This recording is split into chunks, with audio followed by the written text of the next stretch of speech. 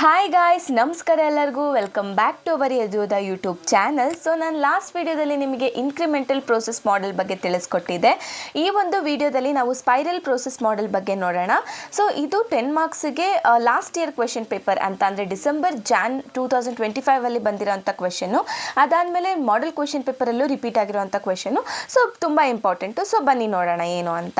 So first spiral process model ಅಂದರೆ ಏನು? So ಈ ಒಂದು model it is a combination of waterfall model ಮತ್ತು ಇಟರೇಟಿವ್ ಮಾಡೆಲ್ ಅಂತಲೇ ಹೇಳ್ತೀವಿ. ಅಂದರೆ ಇದು ವಾಟರ್ಫಾಲ್ ಮಾಡೆಲು ಮತ್ತು ಇಟರೇಟಿವ್ ಮಾಡೆಲು ಕಂಬೈನ್ ಮಾಡಿ ಬಂದಿರೋಂಥ ಕಾನ್ಸೆಪ್ಟೇ ಈ ಸ್ಪೈರಲ್ ಪ್ರೋಸೆಸ್ ಮಾಡೆಲ್. ಓಕೆನಾ. Next, each phase in the spiral model begins with the design and ends with the client reviewing. ಅಂದರೆ ಈ ಒಂದು ಮಾಡೆಲ್ಲು ಸ್ಟಾರ್ಟ್ ಆಗದೆ ಪ್ಲ್ಯಾನಿಂಗಿಂದ ಎಂಡ್ ಆಗೋದು ಕಸ್ಟಮರ್ಸ್ ಫೀಡ್ಬ್ಯಾಕ್ನ ತಗೊಂಡು ಎಂಡ್ ಆಗುತ್ತೆ. ಓಕೆನಾ. Every iteration in the software development process, ಅಂದರೆ ಒಂದು ಸಾಫ್ಟ್ವೇರ್ನ ಡೆವಲಪ್ ಮಾಡಬೇಕಾದ್ರೆ ಒಂದು ಈಚ್ ಇಟಿರೇಷನಲ್ಲೂ ಕೂಡ ಏನಂತ ಅಂದರೆ ಫಸ್ಟು ನಾವು ಪ್ಲ್ಯಾನ್ ಮಾಡಿ ಡೆವಲಪ್ ಮಾಡ್ತೀವಿ. ಅದಾದಮೇಲೆ ಕಸ್ಟಮರ್ಸಿಗೆ ಟ್ರಯಲ್ ಮಾಡೋಕ್ಕೆ ನಾವು ಅವಕಾಶ ಮಾಡಿಕೊಡ್ತೀವಿ. ಅದಾದಮೇಲೆ ಫೀಡ್ಬ್ಯಾಕ್ ತಗೊತೀವಿ. ಸೊ ಅದೇ ಈ ಪಾಯಿಂಟು ಹೇಳ್ತಾ ಇರೋದು. ಓಕೆನಾ. Software is developed in series of incremental releases ಅಂತ ಅಂದರೆ ಇವಾಗ ನಾವು ಕಸ್ಟಮರ್ಸಿಂದ ರಿಕ್ವೈರ್ಮೆಂಟ್ ತೊಗೊತೀವಿ. ನಮಗೊಂದು ಐಡಿಯಾ ಬರುತ್ತೆ ಈ ಥರ ಒಂದು ಸಾಫ್ಟ್ವೇರ್ನ ಬಿಲ್ಡ್ ಮಾಡಬೇಕು ಅಂತ. ಸೊ ಅದನ್ನು ನಾವು ಡಿವೈಡ್ ಮಾಡ್ಕೊತೀವಿ, ಇನ್ಕ್ರಿಮೆಂಟ್ಸ್ ಅಂತ ಹೇಳ್ತೀವಿ. ಅಂದರೆ ನಾವು ಒಂದು ಸಾಫ್ಟ್ವೇರ್ನ ಡೆವಲಪ್ ಮಾಡಬೇಕಾದ್ರೆ ಸಪಾರ್ಟ್ಸ್ ಆಗಿ ಡಿವೈಡ್ ಮಾಡ್ಕೊತೀವಲ್ಲ, ಆ ಸಪಾರ್ಟ್ಸ್ನೆಲ್ಲ ನಾವು ಇನ್ಕ್ರಿಮೆಂಟ್ಸ್ ಅಂತ ಕರಿತೀವಿ. ಓಕೆನಾ. ಆ ಥರ ಇನ್ಕ್ರಿಮೆಂಟ್ ಮಾಡಿ ಈಚ್ ಸಪಾರ್ಟ್ಸ್ನು ಕೂಡ ಡೆವಲಪ್ ಮಾಡಿ ನಾವು ಕಸ್ಟಮರ್ಸಿಗೆ ಕೊಟ್ಟು ಅದನ್ನು ಟ್ರಯಲ್ ಮಾಡಿಸಿ ಅದಾದಮೇಲೆ ಅವರ ಒಂದು ಫೀಡ್ಬ್ಯಾಕ್ ಏನು ಅಂತ ತಗೊಂಡು ಅದ್ರ ಮೇಲೆ ಚೇಂಜಸ್ ಮಾಡ್ಕೊಳ್ತೀವಿ.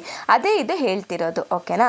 ಆಮೇಲೆ ನಾವು ಈ ಒಂದು ಸ್ಪೈರಲ್ ಮಾಡೆಲಲ್ಲಿ 4 ಕ್ವಾಡ್ರೆಂಟ್ಸ್ ಇದೆ. ಯಾವುದಪ್ಪ 4 ಕ್ವಾಡ್ರೆಂಟ್ಸ್ ಅಂದರೆ, ಫಸ್ಟ್ ಕ್ವಾಡ್ರೆಂಟ್ ಬಂದು ಕಮ್ಯುನಿಕೇಷನ್. ಓಕೆನಾ. ಸೆಕೆಂಡ್ ಕ್ವಾಡ್ರೆಂಟ್ ಬಂದು ರಿಸ್ಕ್ ಅನಾಲಿಸಿಸ್. ಆಮೇಲೆ ಥರ್ಡ್ ಕ್ವಾಡ್ರೆಂಟ್ ಬಂದು ಡಿಸೈನ್, ಕೋಡ್ ಮತ್ತು ಟೆಸ್ಟ್ ಮಾಡೋದು. ಸೊ ಇದು ಫೋರ್ತ್ ಕ್ವಾಡ್ರೆಂಟ್ ಬಂದು ಕಸ್ಟಮರ್ಸ್ ಫೀಡ್ಬ್ಯಾಕ್. ಓಕೆ. ಏನಪ್ಪ ಫಸ್ಟ್ ಕ್ವಾಡ್ರೆಂಟಲ್ಲಿ ಏನಾಗುತ್ತೆ ಅಂದರೆ ನಾವು ಕಸ್ಟಮರ್ಸ್ ಹತ್ರ ಹೋಗಿ ಕೇಳ್ತೀವಿ ಅವ್ರ ಪ್ರಾಬ್ಲಮ್ ಏನು ಅಂತ ತಿಳ್ಕೊಂಡು ಅದ್ರ ಮೇಲೆ ನಾವು ಸಾಫ್ಟ್ವೇರ್ನ ಡೆವಲಪ್ ಮಾಡೋಕ್ಕೆ ನಾವು ಡಿಸೈಡ್ ಮಾಡ್ತೀವಿ.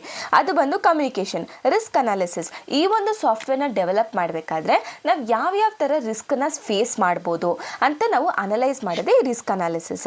ಡಿಸೈನ್, ಕೋಡ್ ಮತ್ತು ಟೆಸ್ಟ್ ಅಂತ ಅಂದರೆ ಓಕೆ ಇವಾಗ ನಮಗೆ ಏನೇನು ಅಂತೆಲ್ಲ ಗೊತ್ತಾಯಿತು. ಸೊ ಇವಾಗ ನಾವು ಡಿಸೈನ್ ಮಾಡೋಕ್ಕೆ ಸ್ಟಾರ್ಟ್ ಮಾಡ್ತೀವಿ. ಆಮೇಲೆ ಕೋಡ್ ಬರಿತೀವಿ. ಕೋಡ್ ಬರೆದಾದ್ಮೇಲೆ ಅದನ್ನು ಟೆಸ್ಟ್ ಮಾಡ್ತೀವಿ, ಎಲ್ಲ ಯೂಸ್ ಕೇಸಸ್ಸು ಕರೆಕ್ಟಾಗಿ ವರ್ಕ್ ಆಗ್ತಿದೆಯಾ ಇಲ್ವಾ ಅಂತ. ಅದಾದಮೇಲೆ ಕಸ್ಟಮರ್ಸ್ ಫೀಡ್ಬ್ಯಾಕು, ಆ ಒಂದು ಇನ್ಕ್ರಿಮೆಂಟ್ ಅಥವಾ ಆ ಒಂದು ಮಾಡ್ಯೂಲ್ನ ಕಸ್ಟಮರ್ಸ್ಗೆ ಟ್ರಯಲ್ ಮಾಡೋಕ್ಕೆ ಬಿಟ್ಟು ನಾವು ಓಕೆ ಆಮೇಲೆ ಅವ್ರದ್ದು ಫೀಡ್ಬ್ಯಾಕ್ನ ತೊಗೊಳ್ತೀವಿ. So these are the 4 ಕ್ವಾಡ್ರೆಂಟ್ಸ್ of the spiral model. ಓಕೆನಾ.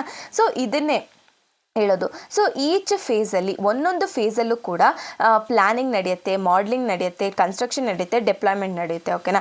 ಆಮೇಲೆ ನೆಕ್ಸ್ಟ್ ಫೇಸಲ್ಲೂ ಕೂಡ ಹಾಗೆ ನಡೆಯುತ್ತೆ. First planning, modelling, construction, deployment ಮತ್ತು ಕಮ್ಯುನಿಕೇಷನ್. ಸೊ ಈ ಥರ ಸ್ಪೈರಲ್ ಮಾಡೆಲ್ ವರ್ಕ್ ಆಗುತ್ತೆ. ಓಕೆ. ಸೊ ಇದು ಈ ಒಂದು ಸ್ಪೈರಲ್ ಮಾಡೆಲ್ನ ಯಾವಾಗ ಯೂಸ್ ಮಾಡಬೇಕು ಅನ್ನೋದನ್ನ ನೋಡೋಣ. ಯಾವಾಗ ನಿಮ್ಮ ಪ್ರಾಜೆಕ್ಟ್ಸು ತುಂಬ ದೊಡ್ಡದಿರುತ್ತೆ ಅಲ್ವಾ, ಆವಾಗ ಈ ಒಂದು ಸ್ಪೈರಲ್ ಮಾಡೆಲ್ನ ನಾವು ಯೂಸ್ ಮಾಡಬೇಕು. ಆಮೇಲೆ when you require frequent releases, ಅಂದರೆ ಇವಾಗ ಒಂದೊಂದು ಇನ್ಕ್ರಿಮೆಂಟ್ನು ಕೂಡ ನಾವು ರಿಲೀಸ್ ಮಾಡಿ ಫೀಡ್ಬ್ಯಾಕ್ ತೊಗೊಳ್ತೀವಿ ಅಂತ ಅಂದ್ವಲ್ಲ, ಅದು when you want to count the risk and cost is important. ಅಂದರೆ ಯಾವಾಗ ನೀವು ಒಂದು ಕಾಸ್ಟ್ ಇಂಪಾರ್ಟೆಂಟ್ ಆಗುತ್ತೆ ಅಥವಾ ರಿಸ್ಕ್ ಜಾಸ್ತಿ ಇರುತ್ತೆ ಆ ಒಂದು ಪ್ರಾಜೆಕ್ಟಲ್ಲಿ, ಸೊ ಆವಾಗ ನಾವು ಸ್ಪೈರಲ್ ಮಾಡೆಲ್ಗೆ ಹೋಗ್ತೀವಿ. ಆಮೇಲೆ when requirements are unclear and complicated, ಯಾವಾಗ ನಮಗೆ ರಿಕ್ವೈರ್ಮೆಂಟ್ಸ್ ಕಸ್ಟಮರ್ ಹೇಳಿರೋ ರಿಕ್ವೈರ್ಮೆಂಟ್ಸೇ ಸರಿಯಾಗಿ ಗೊತ್ತಾಗಿಲ್ಲ ಅಂತ ಅಂದಾಗ ಆವಾಗ ನಾವು ಈ ಒಂದು ಸ್ಪೈರಲ್ ಮಾಡೆಲ್ಗೆ ಹೋಗ್ತೀವಿ. ಆಮೇಲೆ ಅಡ್ವಾಂಟೇಜ್ ಮತ್ತು ಡಿಸ್ಅಡ್ವಾಂಟೇಜ್ಗಳು ಏನು ಅಂತ ನೋಡೋಣ. ಅಡ್ವಾಂಟೇಜ್ ಅಂದರೆ changes can be done it later stages also. Obviously ಇವಾಗ ನಾವು ಏನಂದರೆ ಇವಾಗ ನೀವು ರಿಕ್ವೈರ್ಮೆಂಟ್ಸಿಂದ ಪ್ಲ್ಯಾನಿಂಗ್ ಸ್ಟೇಜಿಗೆ ಬಂದಿರ್ತೀರ, ಪ್ಲ್ಯಾನಿಂಗಿಂದ ನೀವು ಮಾಡಲಿಂಗ್ ಮಾಡ್ತಿರ್ತೀರ, ಏನೋ ಒಂದು ರಿಕ್ವೈರ್ಮೆಂಟ್ಸು ಇಂಪಾರ್ಟೆಂಟ್ ಅನಿಸ್ತಾ ಇರುತ್ತೆ ಅಥವಾ ಇನ್ನೂ ಒಂದು ರಿಕ್ವೈರ್ಮೆಂಟ್ಸು ಹಾಕ್ಕೋಬೇಕು ಅಂತ ಹೇಳ್ತಾರೆ, ಆವಾಗ ನಾವು ಮತ್ತೆ ರಿಕ್ವೈರ್ಮೆಂಟ್ ಸ್ಟೇಜಿಗೆ ಹೋಗ್ಬೋದು. ಸೊ ಅದಕ್ಕೆ ಇಲ್ಲಿ ಒಂದು ಅವಕಾಶ ಇದೆ. ಓಕೆನಾ. Next cost estimation becomes easy. ಆಮೇಲೆ deployment is fast and features is added in a systematic way. ಈ ಸ್ಪೈರಲ್ ಮಾಡೆಲ್ ಯೂಸ್ ಮಾಡೋದ್ರಿಂದ ಡೆವಲಪ್ಮೆಂಟು ಕೂಡ ಬೇಗ ಮಾಡ್ಬೋದು. ಅದಾದಮೇಲೆ ನಾವು ಎಲ್ಲ ಫೀಚರ್ಸ್ನು ಒಂದೊಂದಾಗೆ ಟೆಸ್ಟ್ ಮಾಡಿ ಆ್ಯಡ್ ಮಾಡ್ತಾ ಹೋಗ್ಬೋದು. ಇಲ್ಲಿ ಡಿಸ್ಅಡ್ವಾಂಟೇಜ್ ಏನು? ತುಂಬ ಕಾಸ್ಟ್ಲಿ ಹೇಳ್ಬೇಕಂದ್ರೆ ತುಂಬ ಎಕ್ಸ್ಪೆನ್ಸಿವ್ ಈ ಒಂದು ಸ್ಪೈರಲ್ ಮಾಡೆಲಿಂದ ಯೂಸ್ ಮಾಡಿಕೊಂಡು ಡೆವಲಪ್ ಮಾಡೋದು. ಆಮೇಲೆ ತುಂಬಾ ಟೈಮ್ ತೊಗೊಳುತ್ತೆ.